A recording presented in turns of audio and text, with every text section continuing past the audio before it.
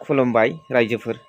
प्रमद बर' सारा जे vision documents देखायनो नागिरदोंमोन गाव मा मावदों मा मावाखै दिनै एडभान्स सिगांग्रोयै नोंथांमोना बे भिडिअनि गेजेरजों मिथिनो मोनगोन। बिथाङा फैबाय थानाय समाव मा इयुनाव इलेक्सन 2025आव गेलेहैनो हानो हाया, बेनि लाइक जाहैनो हानो हाया, बेनिबो सोमोन्दै दिनैनि भिडिअआव सावरायगोन आरो रोखा रोखा नुनो मोनगोन नोंथांमोना। दिनै बिथाङा मा खोथा होबोदोंमोन दुलाराय बर' फरायसा आफादनि आफादगिरि जानाय समाव, लोगोसे बिटिआर सुक्ति खालामनाय समाव मा खोथा होदोंमोन, बेनिफ्राय बिटिसिनि 2020नि जिथु इलेक्सन, बे इलेक्सनावहाय मा प्रतिश्रुति होदोंमोन आरो बेफोरखौ मावफुंनो हानो हायाखै। लोगोसे 5 बोसोर कमप्लिट सालायनायावहाय बारा गोबावथ' गैला, 5 बोसोर जानोसैयानो, बेवहाय बिथां प्रमद बर' सारा गावनि टार्म्सखौ मोजाङै सालायखोना माखो, रायजो राजाफोरनि गेजेरजों डेभेलप जानो हाखोना हादिया, लोगोसे बिथाङा फेइलार जाबाय नामा। दा नैबे थांनाय समनि गावनि टार्म्सनि सिगां इलेक्सनाव जायफोर खोथाखौ होबोदोंमोन बिथाङा बेनि मोनसेबो खामानि मावनो हायासै। जाय नंखाय सिमां आरो प्रतिश्रुतिखौ बिथाङा होदोंमोन बेखौथ' मावनो हायाखिसै, लोगोसे सागानगिरिखौनो बिथाङा जेलनिफ्राय बरननो हायाखिसै। आरोबाव MOSआव जायखौ बिटिआरआव लिरनानै लाबोदों सुक्तिनि समाव, एकर्डनि समाव, बेखौबो मोनसेबो जाफुंहोनो हायाखिसै। मोननै मोनथामखौथ' बारहोदो, मोनसेसोआ जाफुंबानो जाबायमोन।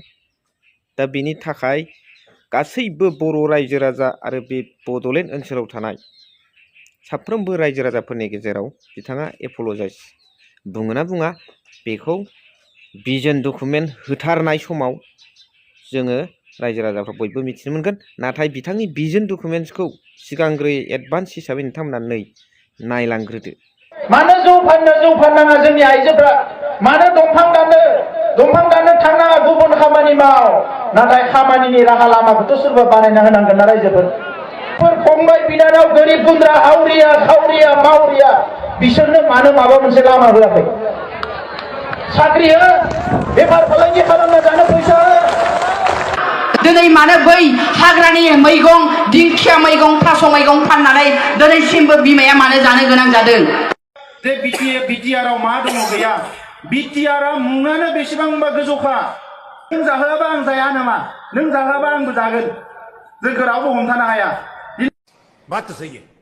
रावबो साननैसो उनाव पार्लियामेन्टआव जेला 125th एमेन्डमेन्ट जागोन,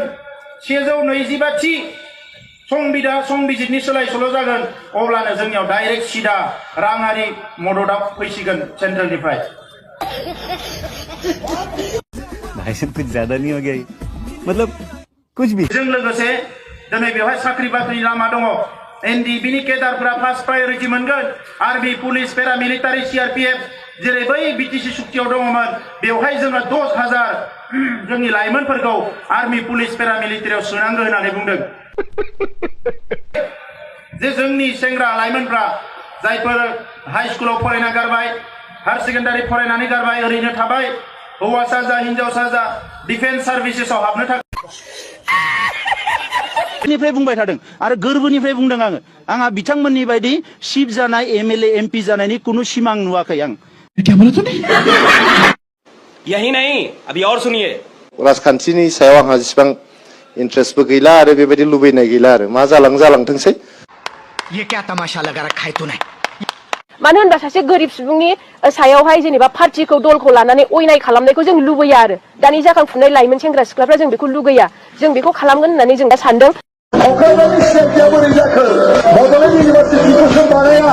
बिनि गभर्नमेन्ट कलेज, मेडिकेल कलेजखौ सोर गायसनखो? हाग्रामा मुलिनिखौनो गायसनदों। पुलिसनि साइथिं साजों अभारब्रिजआ सोरनि समाव जाया? अदालगुरिनि इन्जिनियार कलेजखौ सोर बानायखो? हाग्रामा मुलिनिखौनो बानायदों। माखौ देखायबावनांगौ बिसोरनो? नुनो मोनबाय भिडिअखौ, नोंथांमोना कमेन्ट्स खालामबानो जाबाय, आङो नेगोन। स' एसेखिनियावनो फोजोबबाय भिडिअखौ। Thank you for वाचिं।